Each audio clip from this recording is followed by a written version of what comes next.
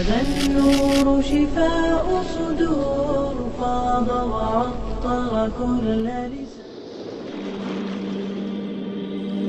آج ہماری سب سے بڑی پرابلم کیا ہے کہ آج انسانیت کی جو ہماری جو ہوج اور جو ہماری کمیونٹی ہے، جو بڑے پیمانے پر جو ہمارے نوجوان ہیں، جو بڑے پیمانے پر برائیوں کے راستے پہ بھاگ رہے ہیں، بھاگ رہے ہیں برائی کی طرف، جو بڑے پیمانے پر برائیوں کو لائک ملتے جا رہے ہیں، جو بڑے پیمانے پر فحش اور گندی گالی بکنے والے کے چینلوں کو ملینز کے اندر ان کو سبسکرائبرز مل رہے ہیں.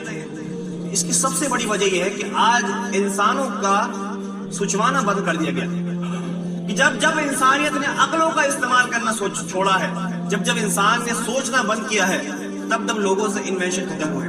جب انسان نے سیب کے پیڑ کے نیچے بیٹھ کے سوچا ہے تو وہ نیوٹن جیسا آدمی نے نکل کے ہمارے سامنے آیا ہے کہ جس نے صرف ایک سیب نیچے گرا، اس نے سوچا.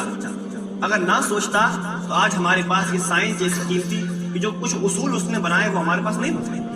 اگر ابن الحیثم وہ ترکی کی بڑی سی مسجد جو اکثر آپ ترکی کے نام پہ دیکھتے ہو، ترکی کے نام پہ جو آپ دیکھتے ہو، یہ مسجد عثمانیہ کا ریفلیکشن وہاں سے سورج نکلا تھا، اس کی پرچھائی اس کے خیمے میں پڑ رہی تھی، ان کے خیمے کے آگے پڑ رہی تھی. تو انہوں نے یہ کہا کہ اتنی بڑی مسجد کی پرچھائی اتنے چھوٹے سے خیمے کے اندر کیسے قید ہو گئی. انہوں نے سوچنا شروع کیا، پھر سوچنے کے بعد انہوں نے کیمرے کا ایجاد کیا. تو آج ہماری سب سے بڑی پریشانی یہ ہے کہ انسان کو اتنا وقت ہی نہیں دیا گیا ہے کہ ان کو سوچوایا جائے. تو اشفاق احمد صاحب کہتے ہیں کہ ایسا ہو ہی نہیں سکتا اس دنیا کے اندر کہ آدمی کے سامنے کھٹی چیزوں کا ذکر کیا جائے اور اس کے منہ میں پانی نہ آئے.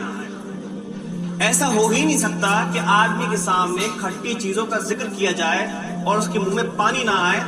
اور سیم ایسا بھی نہیں ہو سکتا کہ آدمی 5 منٹ اپنے بارے میں نہ سوچے اور اسے اللہ کی یاد آئے.